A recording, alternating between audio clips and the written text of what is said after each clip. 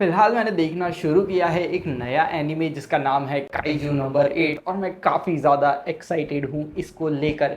सबसे पहली चीज़ जो आप इस एनिमे के रिलेटेड नोटिस करोगे जब आप पहला एपिसोड देखोगे तो आपको बहुत ज़्यादा सिमिलैरिटी यहाँ पे देखने मिलेगी when it comes to visuals and other things और कॉन्सेप्ट। तो यहाँ पे अटैक ऑन टाइटन के कॉन्सेप्ट से थोड़ी सिमिलैरिटी आपको देखने मिलेगी, लेकिन बहुत ज़्यादा डिफरेंट चीज़ें भी हैं इसके अंदर। सबसे पहली चीज़ जो इसका डिफरेंट हाईलाइट पॉइंट है कि इसका जो प्रोटैगोनिस्ट है वो 32 साल का है और वो 32 साल पे अपनी एक नई जर्नी स्टार्ट कर रहा है जिसमें वो काइजू हंटर बनने वाला है, वो भी एक टॉप लेवल का। And that is something which is a different take from many other animes, क्योंकि ज़्यादातर एनिमे एक टीनेजर होता है जो कि एक शोनेन कैरेक्टर बनता है और आगे जाके उसको कुछ पावर्स मिलती है, वो अपनी पावर्स को ग्रो करता है और कैरेक्टर डेवलपमेंट इस प्रकार से होता है। लेकिन आपको ये रिलेटेबिलिटी में थोड़ा डिफरेंट लगेगा क्योंकि यहाँ पे 32 साल का एक मेन कैरेक्टर है और वो किस तरह से अपने आप को ग्रो करेगा, डेवलप करेगा इस वर्ल्ड के अंदर, वो चीज़ जानने में काफ़ी ज़्यादा इंटरेस्टिंग लगती है।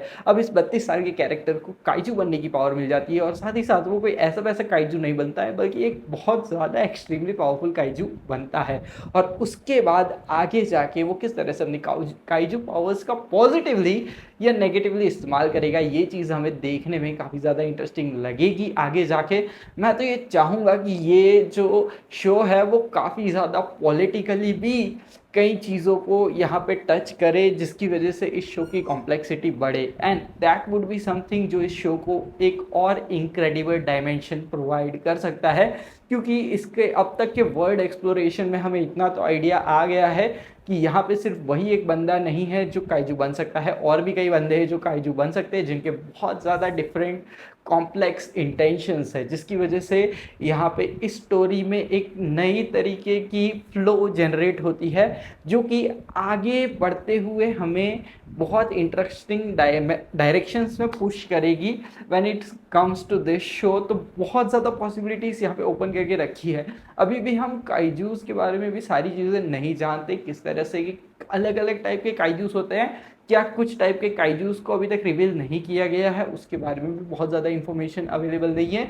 हालांकि ये एक ऑन गोइंग मांगा है, आप चाहो तो यूट्यूब पे जाके पूरी स्टोरी निकाल के देख सकते हो। मैंने नहीं देखी है क्योंकि मैं इसे ओरिजिनली एंजॉय करना चाहता हूँ एज एन एनीमे, इसकी वजह से मैंने वो नहीं देखा है, तो उस हिसाब से मैं यहाँ पे कोई स्पॉइलर नहीं दे रहा हूँ।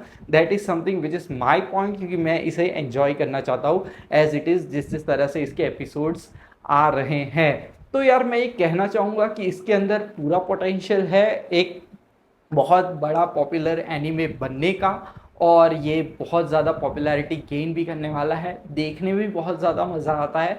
साथ ही साथ इसकी production quality one of the top notch है, बहुत ज़्यादा बढ़िया तरीके से विजुअल्स यहाँ पे आपको देखने मिलते हैं। साथ ही साथ एक आई कैंडी कैरेक्टर है मीना आशिरोजी का जो कि सिंपल को काफ़ी ज़्यादा खुश कर देंगी।